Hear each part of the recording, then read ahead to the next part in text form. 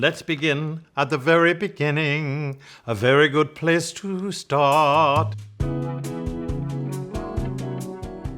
Hi, I'm Elton John. You may not have guessed that, but I am. Here we go.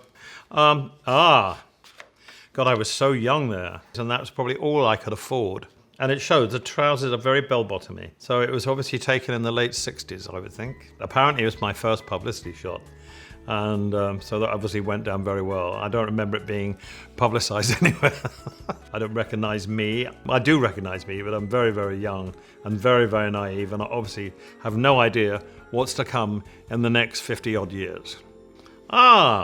Wherever we went, we picked up badges, and the badges were sewn on by members of the band's wives. I remember trying to wear this outfit to Disneyland, and we had special passes, and it was so exciting, and I was really happy. And then we got to Disneyland, and they said, "Oh, you can't come in here with these badges on your outfit." And none of them really offensive at all. Now, let me talk about denim for a while. I used to wear denim in the early 70s, and I absolutely loathe denim now. I think every piece of denim in the world should be burnt. I loathe it, I detest it, cancel it. This is tasteful. This is when I played at my football club, Watford Football Club. Before I became chairman, I've been a fan of Watford Football Club ever since I was 6 years old.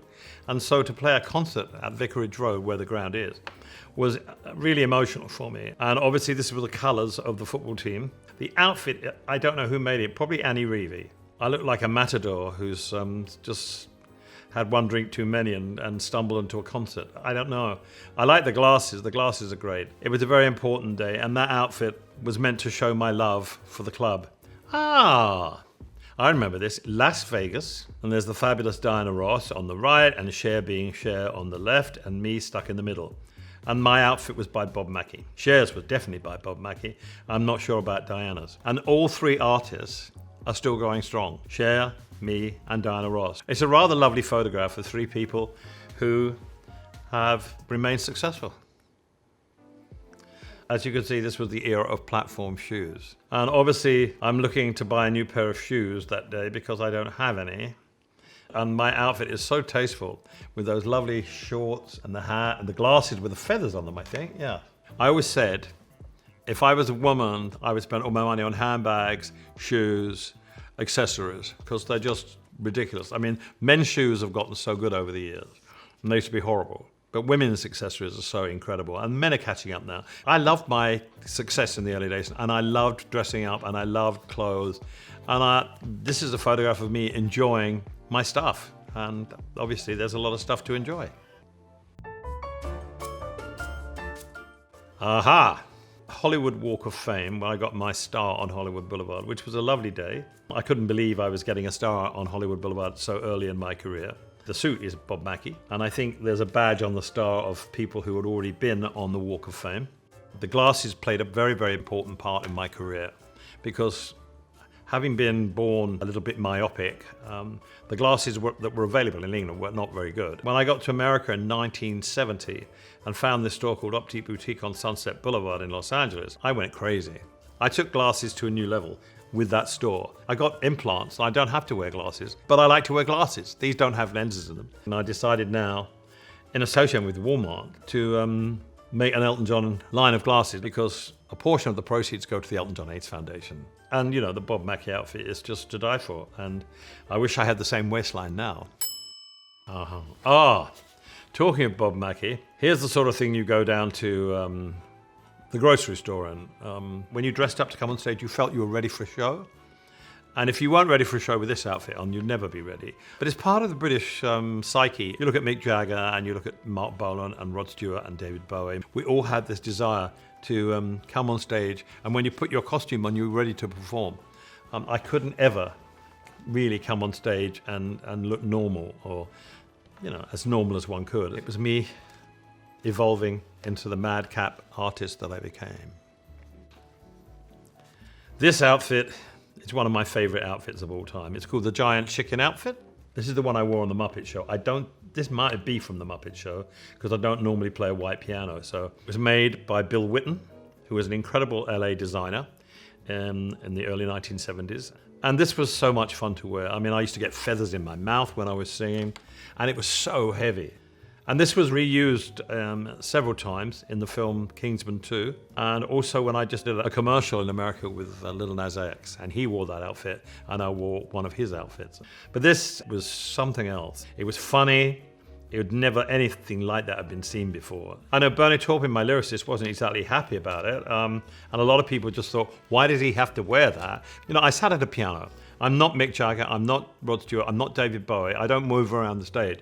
I've got to attract attention somehow. And that was the whole point with me. I didn't want to repeat myself, and I wanted, as I, got more and more famous, to become more outrageous. I think Cher did the same thing. We're both kindred spirits in that. We just wanted to get more and more outrageous. And I think you can say that is outrageous. Aha. Leaping forward a lot of years. This was taken backstage at Earl's Court in London at a show that I did, and that's Princess Diana, and that's me and Gianni Versace. One of my favorite pictures taken by Richard Young. I love this picture so much I have a copy of it in the library. And it was such a great night, and we were having such great time, and we went out afterwards. I love that outfit so much. It really is great. And Gianni became, of course, one of my greatest friends. My clothes really were made by a certain few people, because I loved working with them. This brings back so many great memories, and it makes me sad and it makes me happy at the same time. Gianni Versace again, and Donatella. Now, I think this was taken at the opening of a shop. Gianni Versace store in London. A leather jacket, leather waistcoat, leather trousers. There's enough leather on there to make a Chesterfield couch.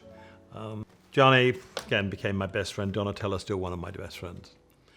They're incredibly kind, wonderful people, and inspirational. And 2 photographs of Diana and 2 now of Gianni Versace outfits made me realize I lost 2 incredible friends in the most tragic way, 6 weeks apart. God, I miss him. I just really miss him. I have a photograph of him next to my bed. I wish he was still alive. He was full of love, and his clothes were full of vibrant, beautiful colors, beautifully made. Gianni's thing was quality. Quality, quality, quality. Okay. What can one say? This is my 50th birthday. My outfit was made by Sandy Powell. I said, I want the biggest wig of all time, and I want a galleon on it with smoke coming out of it. And she didn't bat an eyelid. And I said, I want to look like Louis XIV on acid. The tragedy of this is that we were taken to the party, which was only should have been 5 minutes away, in a furniture lorry because I couldn't get in a car. But the driver went the wrong way.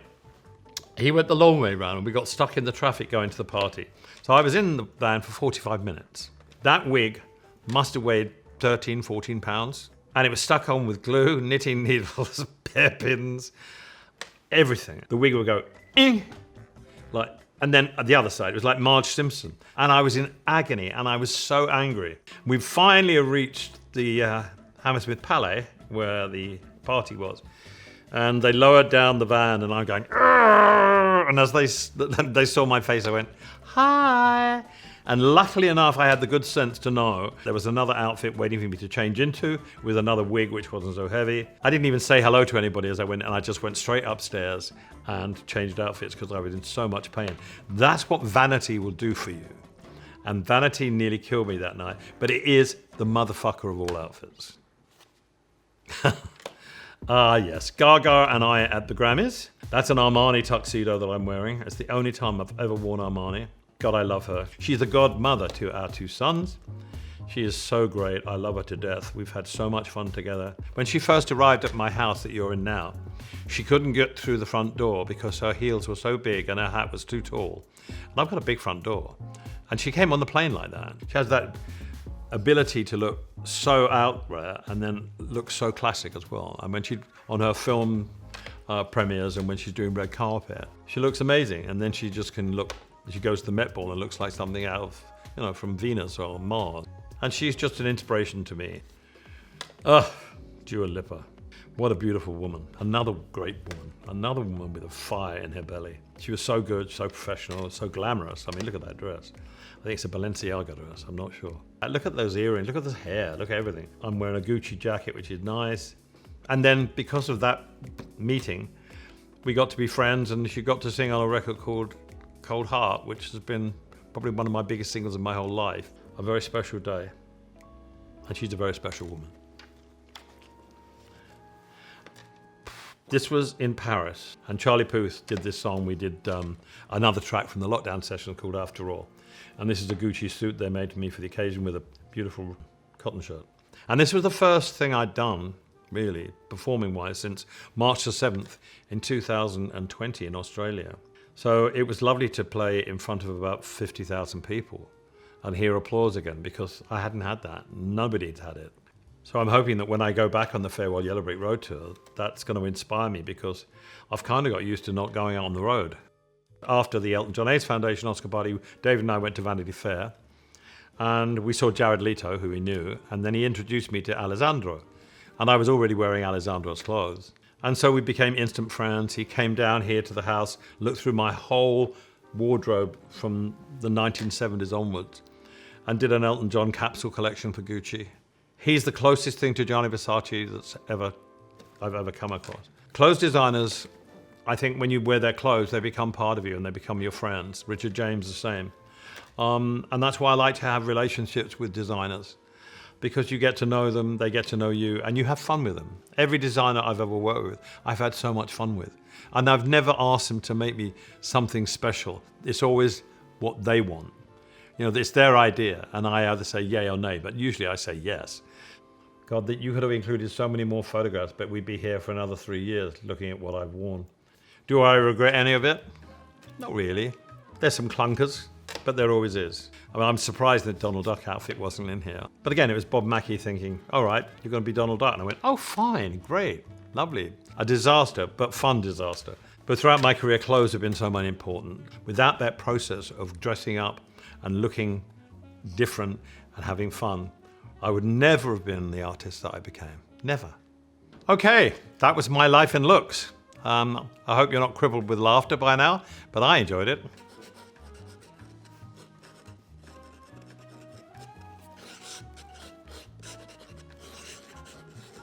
Voila.